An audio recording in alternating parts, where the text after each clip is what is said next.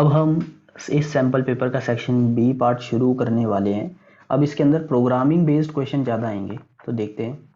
पहला क्वेश्चन क्या बोल रहा है, टी दे रखा है एंड प्रिंट करना है टी इंटू टू। अगर आपको पता चल जाए कि ये क्या है, आपका क्वेश्चन वहीं पे सॉल्व हो जाएगा। बट ये काफ़ी बच्चों को टपल लग रहा होगा because of these brackets, but it is not a tuple. क्योंकि टपल, एक मिनिमम टपल बताने के लिए भी आपको, अगर कोई भी एलिमेंट आपने लिखा लेट से 100 और एक कॉमा होता तो ये टपल होता। अभी ये सिर्फ और सिर्फ एक इंटीजर है। तो ये बात, ये डिस्टिंक्शन आपको इन दोनों के बीच में होना चाहिए। और अब आप प्रिंट करोगे तो it is nothing but 100 into 200 आपका आंसर होगा। टपल के अंदर नहीं आएगा, ये एक इंटीजर है। Integer, this is integer. ठीक है, इस बात को ध्यान में रखना है। तो इसका आंसर 200 होगा। ओके, नेक्स्ट पे चलते हैं। 27th क्वेश्चन, ये आपको my text file, my file dot T file दे रखी है। इसके अंदर ये 4 लाइनें लिखी हुई हैं सॉरी। तो आपने सबसे पहले फाइल को ओपन किया है, माई file dot T, default mode reading mode होता है, रीडिंग मोड में ओपन है। माई फाइल डॉट रीड लाइन्स किया है, डेटा, ये किस टाइप का होगा, डेटा के अंदर एक लिस्ट आ जाएगी। क्योंकि रीड लाइन्स जब भी हम यूज करते हैं तो हमें सारी के सारी लाइन्स मिल जाती हैं लिस्ट की फॉर्मेट में। मतलब एक लिस्ट है, लाइन 1 मतलब ट्विंकल ट्विंकल लिटिल स्टार पूरा आएगा, मैं शॉर्ट में लिख रहा हूँ। फिर अगली लाइन कॉमा डाल के स्लैश एन भी आएगा साथ में। टेक्स्ट फाइल की खासियत होती है कि हमेशा एंड में स्लैश एन होता है। जब आपको फाइल के अंदर नहीं दिखता ये, बट जब आप इसे प्रोग्रामिंग में जैसे लिस्ट के अंदर आप देखते हो तो वहाँ पे आपको ये एलिमेंट दिखता है स्लैश एन, उसका मतलब होता है नेक्स्ट लाइन। ये बाकी आपकी बाइनरी फाइल के अंदर स्लैश एन नहीं होता है। फिर आपकी दूसरी लाइन आएगी, how I wonder what you are slash n. फिर एक और लाइन स्लैश एन, फिर एक और लाइन। मतलब टोटल 4 स्ट्रिंग्स आपकी होंगी इस लिस्ट के अंदर। अब आपसे पूछा है length of data, number of element से बताता है। तो कितने एलिमेंट्स है, 4 एलिमेंट फॉर 4 लाइन्स। आंसर इसका होगा 4।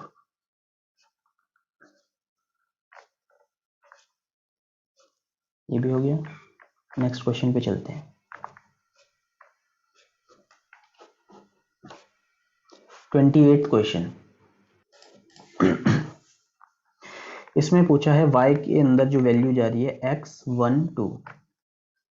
तो अब सबसे पहले 1 कौन सा होगा, ये है 0th एलिमेंट, ये है 1 एलिमेंट। तो 1 एलिमेंट हो गया ये। इस 1 एलिमेंट के अंदर भी 0 1 एंड 2 है, तो सेकंड वाला एलिमेंट दिस।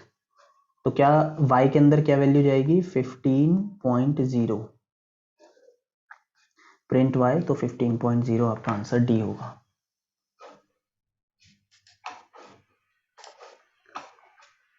नेक्स्ट,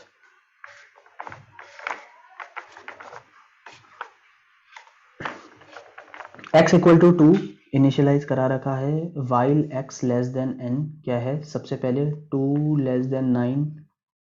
ठीक है, ये ट्रू है।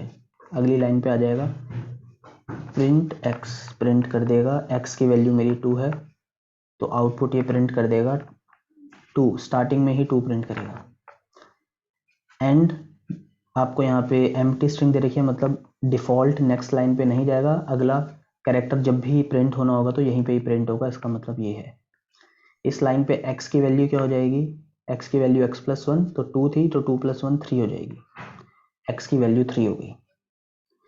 अब ऊपर दोबारा जाएगा, क्या 3 लेस देन 9 है, ट्रू है बात, प्रिंट 3 हो जाएगा। यहाँ 3 हो गया, वही बात। अब यहाँ पे अगला प्रिंट होगा, x की वैल्यू एक इंक्रीमेंट हो जाएगी, x की वैल्यू 4 हो जाएगी, क्योंकि यहाँ पे लिखा है x प्लस 1। फिर 4 देखेंगे, 4 भी लेस देन 9 है, 4 प्रिंट होगा, 5 प्रिंट होगा, 6 7 8 तक तो प्रिंट हो गई, क्योंकि ये सब लेस देन 9 है। ट्रू आएगी और अंदर चली जाएगी, ट्रू आएगी अंदर चली जाएगी। जब कुछ केसेस बाद 9 की बारी आएगी, 9 लेस देन 9 फॉल्स होगा, कुछ भी नहीं होगा, ये बाहर आ जाएगा, तो मतलब प्रिंट होगा 2 3 4 5 6 7 8 तक। C will be your right answer.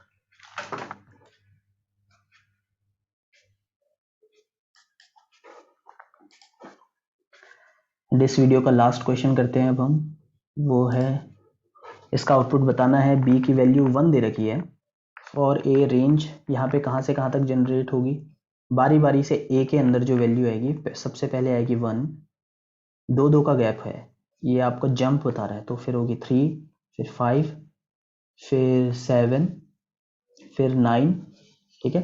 10 और 10 के बाद जो भी ये वैल्यू होती है ये भी इंक्लूड नहीं होती, और इसके बाद तो डेफिनेटली नहीं होगी। तो ये सारी वैल्यूज एक एक करके ए पे आएंगी। यहाँ पे क्या चल रहा है, ये प्रिंट फंक्शन इस फॉर लूप के बाद है, तो पहले तो हम ये फॉर लूप को चलाते हैं पूरा कि फॉर लूप के अंदर क्या होगा। ये थोड़ा कॉम्प्लेक्स आपको लग सकता है देखने में, तो इसे मैं सिंप्लीफाई कर देता हूँ। इसे मैं सिंपली लिख देता हूँ b is equal to b plus a plus 2, ये है इसका मतलब। तो सबसे पहले वाले केस में b की वैल्यू है 1, a की वैल्यू भी 1 होगी क्योंकि सबसे पहले 1 एंड 2, तो b की वैल्यू हो जाएगी 2 3 4, b इज इक्वल टू 4 हो जाएगा।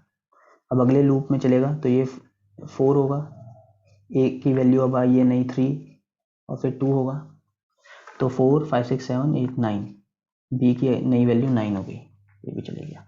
अगली बारी में b की वैल्यू होगी 9, a की वैल्यू अब नई है 5 एंड 2 11 16 16 हो जाएगा b की वैल्यू। अब अगले लूप में b की वैल्यू आएगी 16, a की वैल्यू होगी आपकी, a की वैल्यू अब नहीं आएगी 7 एंड प्लस 2, तो 9 एंड 25, b की वैल्यू हो जाएगी 25। और अगले लूप में अब a की नई वैल्यू होगी 9, तो अब देखते हैं लास्ट में क्या होगा। 25 प्लस 9 प्लस 2 11 36, b की वैल्यू 36 हो जाएगी। अब ये लूप से बाहर आएगा, प्रिंट कर देगा b is equal to 36, b की वैल्यू 36 है तो 36 प्रिंट कर देगा।